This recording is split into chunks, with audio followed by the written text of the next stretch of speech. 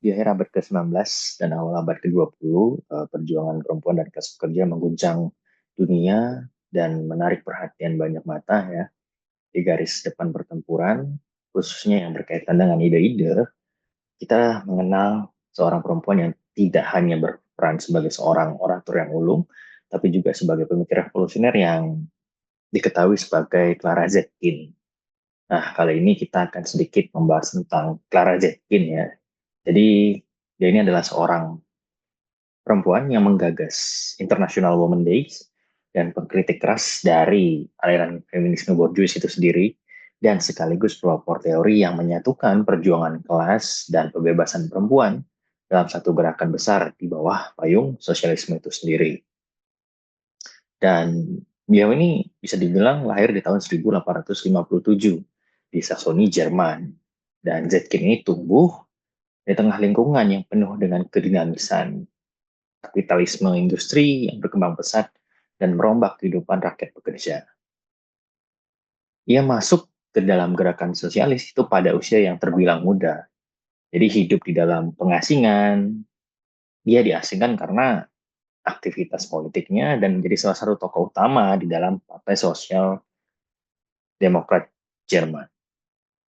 Dan kita perlu mengingat juga bahwa Zetkin ini bukan sekedar aktivisnya, jadi ia juga arsitek dari pemikiran sosialis feminis yang kita kenal hingga hari ini, yang memiliki keyakinan bahwa pembebasan kaum perempuan tidak mungkin hanya dicapai jika kita tidak menggulingkan kapitalisme.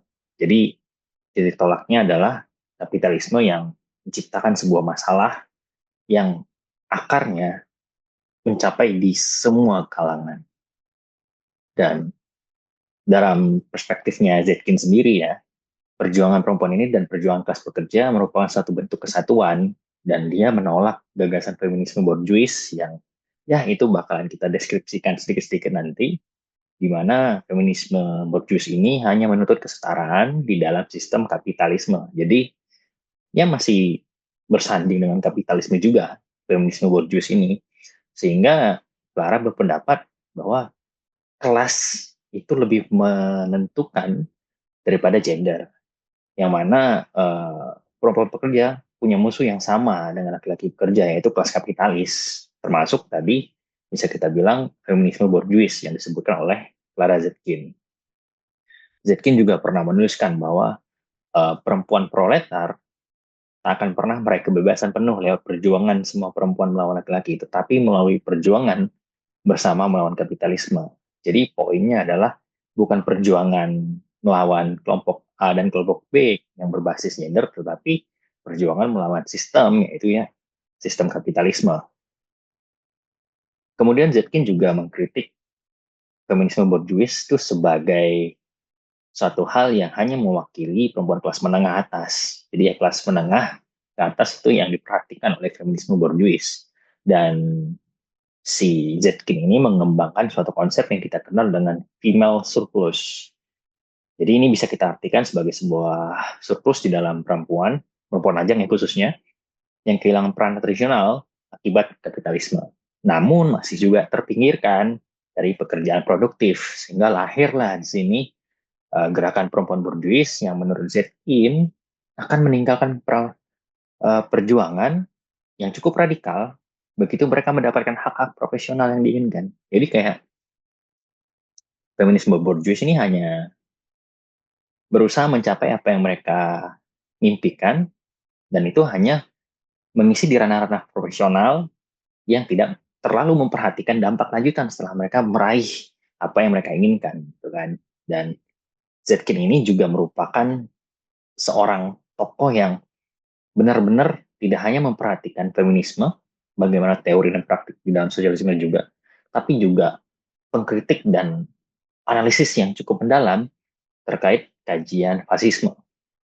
Jadi tahun 1923 jika saya tidak salah, dia juga menjelaskan bahwa fasisme lahir dari kegagalan revolusi sosialis gitu kan, dan krisis kapitalisme yang terjadi di masa itu. Sehingga itu menciptakan mobilisasi massa yang cukup kecewa, terutama kelas menengah yang kehilangan keamanan ekonominya. Jadi unsur kapital yang dipegang oleh kelas menengah ini mulai terancam. Jadi mulailah lahir bibit-bibit fasisme. Dan dia menegaskan, ya, Zetkin menegaskan bahwa melawan fasisme itu memerlukan persatuan yang luas di antara kelas pekerja dan bukan sekedar melawan elit-elit politik.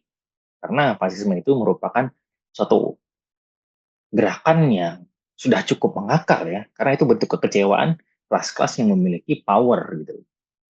Dan di dalam konsep pendekatannya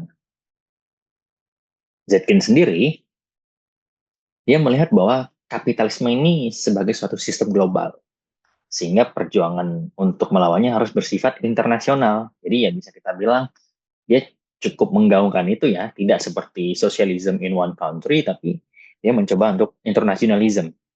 Jadi dia juga menentang Perang Dunia Pertama, dengan melabeli Perang Dunia Pertama sebagai perang imperialis yang mengorbankan rakyat demi kepentingan kapitalis. Dan di tahun 1910, Zetkin mengusulkan pendirian Hari Perempuan Internasional yang merupakan bentuk dari sebuah solidaritas global perempuan pekerja lintas batas negara, yang mana ini menekankan ide awalnya seperti yang saya bilang tadi tentang internasionalisme. Zetkin ini juga bisa dibilang memiliki visi pembebasan yang cukup itu, ya, cemerlang, ya, di mana dia mempercayai bahwa sosialisme akan menghapus peran keluarga sebagai unit ekonomi dan menggantinya dengan keluarga sebagai unit moral, bebas dari ketergantungan ekonomi. Dan dia juga menekankan bahwa individu sejati hanya mungkin jika diperjuangkan bersama secara kolektif. Jadi individu itu bisa lahir kok, kebebasan individu itu bisa lahir selama diperjuangkan secara kolektif dulu, yang mana ini penting sekali meletakkan basis pendidikan, kesadaran kelas, sehingga menjadi senjata utama yang juga berdampak bagi kaum perempuan, khususnya kaum perempuan pekerja, yang perlu memahami bahwa perjuangan mereka adalah bagian dari perjuangan seluruh kelas buruh. Nah, kalau kita melihat implikasinya hari ini, walau memang ya sudah berabad-abad, ya, mungkin kita bisa bilang seabad yang lalu, ya, analisis Zetkin ini masih saja menunjukkan geman.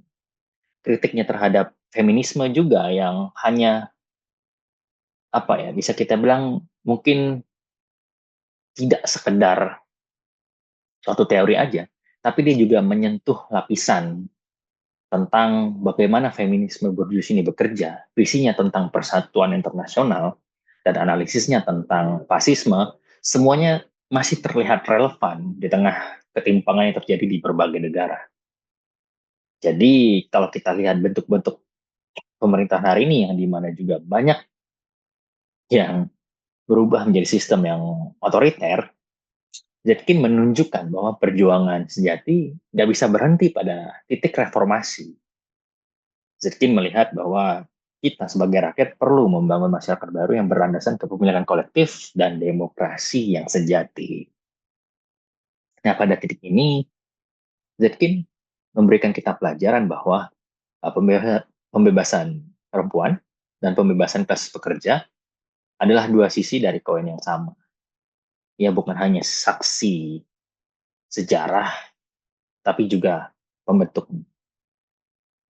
Seorang perempuan harus meyakini bahwa dunia baru mungkin terjadi dan memberikan ruang aman jika kita berani memperjuangannya. Dan perjuangan itu tidak hanya oleh kaum perempuan, tapi dilakukan secara kolektif untuk menciptakan yang namanya kesetaraan dan perdamaian.